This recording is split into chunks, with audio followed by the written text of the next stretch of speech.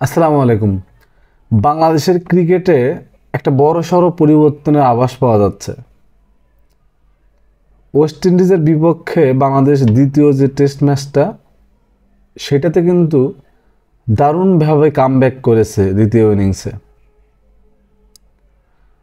তো এখানে টেকনিক্যালি কিছু পরিবর্তন আমরা লক্ষ্য করছি।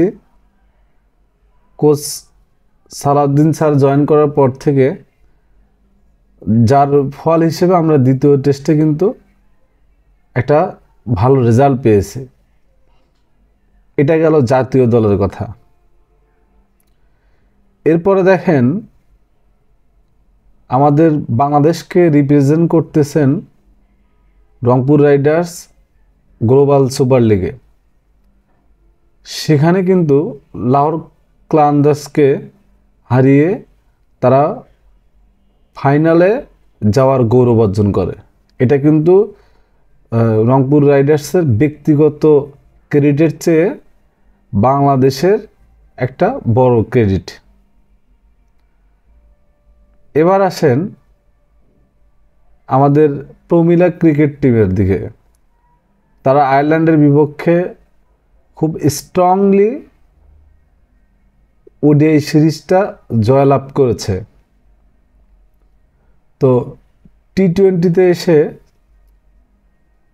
দারুণ কিন্তু খেলেছে, যদিও পরাজিত হয়েছে। 169 রানের টার্গেট ছিল টি-20 ম্যাচে। 169 রান, এটা একটা হিউজ রান কিন্তু, স্পেশালি মহিলা ক্রিকেটারদের জন্য। সেটাতেও কিন্তু বাংলাদেশ খুব ভালোভাবে ফাইট করেছে। ভালোভাবে বলতে 100+ ওপেনিং জুটিতে বাংলাদেশ রান করেছিল। ম্যাচটা হেরে গেছে, এটা দুর্ভাগ্যজনক। কিন্তু আমি বলবো যে এই যে ফাইট করার একটা মানসিকতা খুব স্ট্রংলি তাদের ভিতরে দেখা গেছে, স্পেশালি দুজন ওপেনারের কাছ থেকে। এই ক্যাচ ড্রপ করতেছে, তারপরও বেশ কয়েকটা ক্যাচ ড্রপ হয়েছে, কিন্তু তারপরও তারা একটা সাহসী ক্রিকেট খেলেছেন এবং মোটামুটি জিততে হেরে গেছেন সেটা বিষয় না, তবে মানে ফাইট একটা দেখা গেছে কিন্তু এই ম্যাচটার মধ্যে। এখন আসেন আমাদের আন্ডার-19 টিম। আজকে আন্ডার-19 টিম কিন্তু পাকিস্তানকে হারিয়ে এশিয়া কাপের ফাইনালে যাওয়ার গৌরব অর্জন করেছে।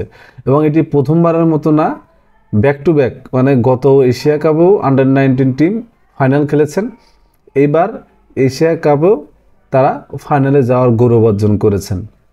এটা কিন্তু একটা ভালো মেসেজ, আমাদের দেশের ক্রিকেটের জন্য খুব একটা ভালো মেসেজ যে ক্রিকেটে তারা খুব ভালোভাবে ফিরে আসতেছেন, ভালো করতেছেন প্রত্যেকটা জায়গাতে। এভাবেই আসন্ন যে ওডিআই সিরিজ আছে বাংলাদেশের, সেখানেও ভালো করবে বাংলাদেশ টিম, এই প্রত্যাশা ব্যক্ত করছি। ভালো থাকবেন, শুভরাত্রি।